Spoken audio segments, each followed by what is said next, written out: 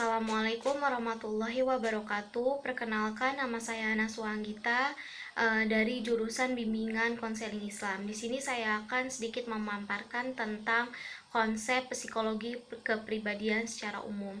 Nah, sebelum itu saya akan sedikit menjelaskan tentang pengertian psikologi kepribadian. Nah, uh, psikologi kepribadian adalah sebuah dinamika organisasi psikofisik fungsional manusia yang menjelma dalam pola tingkah laku spesifik dalam menghadapi medan hidupnya. Adapun secara umum, psikologi kepribadian itu adalah kepribadian yang menunjuk pada bagian individu tampil dan menimbulkan kesan bagi individu-individu lainnya.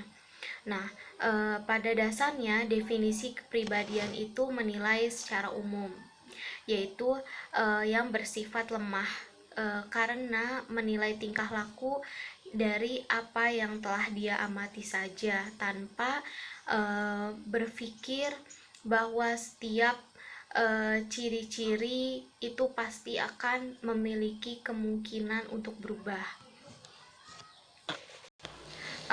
Nah, adapun fungsi dari psikologi kepribadian itu terbagi menjadi dua. Yang pertama adalah fungsi deskriptif. Nah, fungsi deskriptif itu adalah yang sifatnya menjelaskan atau menggambarkan. Nah, teori kepribadian dalam menjelaskan atau menggambarkan perilaku atau kepribadian manusia secara rinci, jelas, dan sistematis. Nah, dan yang kedua itu adanya fungsi prediktif. Nah, fungsi prediktif ini adalah teori kepribadian selain harus bisa menjelaskan tentang apa, siapa, mengapa, bagaimana tingkah laku manusia sekarang, juga bisa memperkirakan apa, mengapa, bagaimana tingkah laku manusia di kemudian hari. Nah, dengan itu disebut dengan fungsi prediktif. Selain itu ada juga dengan dimensi psikologi kepribadian. Nah, dimensi psikologi kepribadian itu yang pertama meliputi struktur, yang kedua membahas tentang proses, yang ketiga adalah membahas tentang pertumbuhan dan perkembangan, yang keempat membahas tentang psikopatologi, dan yang terakhir membahas tentang tingkah laku. Itu yang terakhir. Adapun ciri-ciri dari psikologi kepribadian itu yang pertama adanya karakter. Nah, yang kedua itu adanya temperamen, yang ketiga adanya sikap, yang keempat adanya stabilisasi emosi.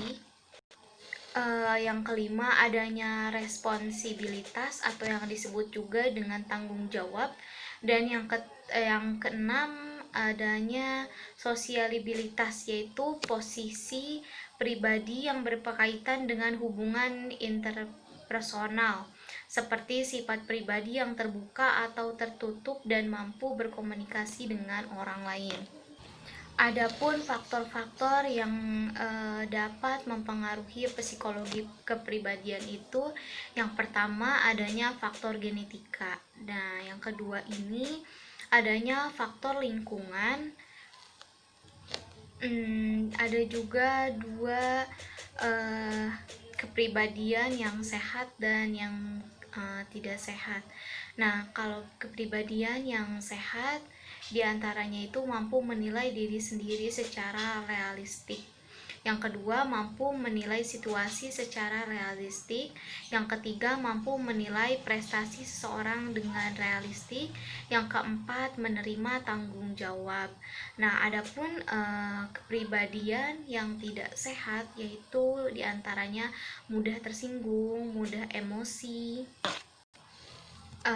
sering merasa tertekan, bersikap kejam, atau sering mengganggu orang lain, kebiasaan berbohong,